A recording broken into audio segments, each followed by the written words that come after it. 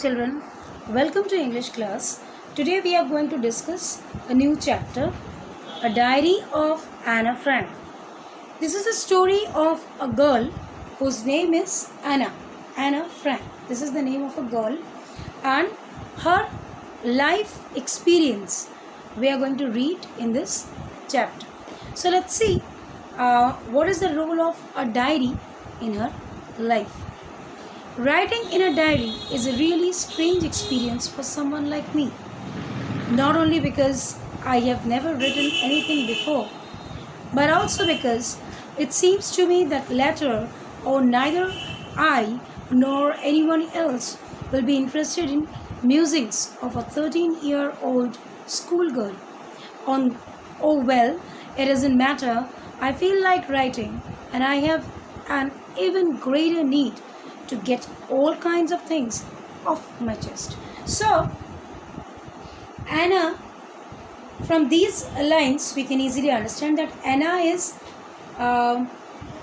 finding a good friend in the diary. Apart from thinking it to be just mere a book or a copy, but Anna is expecting or accepting, rather you can say, diary to be a very bosom friend of hers. That is the reason she is telling that she wants to keep everything out of her chest. Off her chest means Maner ऊपर कोनो बोझ ना रखा, दिल पर कोई बोझ मत नहीं रखना, दिल की सारी बातें बेझिझक बेधड़क बोल देना. और हम लोग किससे दिल की सारी बातें शेयर करते हैं? When we have a very close friend with whom we can be easy, and there will be no restrictions, okay, and there will be no proceedings or formalities which we have to follow. And so diary is a very close and bosom friend for Anna Frank. So paper has more patience than people. I thought of this saying on one of those days when I was feeling a little depressed and I was sitting at home with my chin in my hand. Means like this. When we sit in this posture, when we are busy in our own thoughts, নিজের জগতে বিলীন থাকা, okay, when we are busy in our own creations, in our own mental status, you can say, okay. So she was feeling very bored. She was depressed.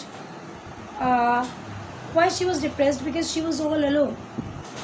Okay, she doesn't have a good friend. She didn't have anyone who can share her feelings or who can feel her situation. So she was basically very lonely, and she always used to long or always used to wait for someone who will come or whom she will get by the grace of God with her feelings that can be easily shared with that particular person. But unfortunately she didn't have anyone like that. So I finally stayed where I was brooding. Yes, paper does have more patience, and since I am not planning to let anyone else read this stiff-bagged notebook grandly referred to as a diary, unless I should ever find a real friend, it probably won't make a bit of difference. So she's telling that as I have heard from others that pen, as we know, that pen is mightier than sword. This is a proverb. So similarly, paper has more patience than human beings. That means if you scratch the paper, if you torn the paper, if you write too much on the paper, if it get dirty, then also no one is going to ask you, rather the paper is not going to at least counter you, what the hell are you doing with me? But you cannot do anything you want with human beings. So that's why this is a very good saying, like paper has more patience than human. And this proverb strike Anna Frank's mind. But what happens? Who cares? Even if I don't have a friend, I have a very good friend who have importance, who have patience, who have time for me. Okay, and that friend of mine is paper. And where from I'm going to get the paper? From my diary. So from that moment, Anna started to look for a very, very good friend, or to talk with a very, very good and what should I say, selfless friend who can only think about others, not about himself or herself. Now I am back to the point that I prompted me to keep a diary. In the first place, I don't have a friend. Naturally, as I am not having a friend, so diary will be my first friend. Let me put it more clearly, since no one will believe that a 13-year-old girl is completely alone in the world. And I am not. I have loving parents, a 16-year-old sister, and there are about 30 people I can call friends. I have a family, loving aunts, a good home.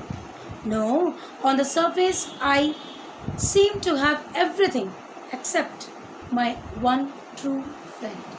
Means it's like, बोलते हैं ना कि सब में भी मैं अकेली हूँ या अकेला हूँ. It's like that. She is having friends, 30 friends she is having. She is having a very good family, mother, father, aunt, cousins, all are there for her. But then also, she was all alone because she really didn't have one true friend. You know, you don't actually require too many people around you if you have a very good friend, one very good friend with whom you can share everything. I mean everything. Nothing can be hidden, or nothing is wanted to kept hidden from that good friend. Poor Anna, she didn't have anyone like that. So finally, she took diary as a very good friend of her. I can't bring myself to talk about anything but ordinary everythings. We don't seem to be able to get any closer, and that's the problem.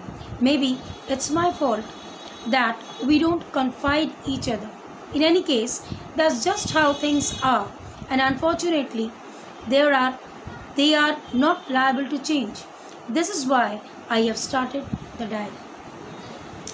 To enhance the image of this long-awaited friend in my imagination, I don't want to jot down the facts in this diary the way most people would do, but I want the diary to be my friend, and I'm going to call this friend Kitty.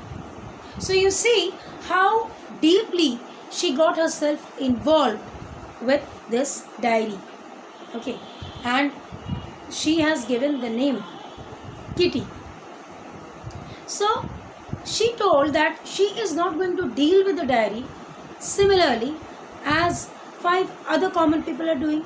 Rather, she will consider diary to be a very, very good and bosom friend of her. And so every friend has a name. So she has given a very sweet and cute name to this diary, Kitty. I hope you all have understood this much at least. This is a very nice part of the story. In my second class, I'll explain the next page or the next part of the story. Go through it and stay healthy. Stay tuned with me. Thank you.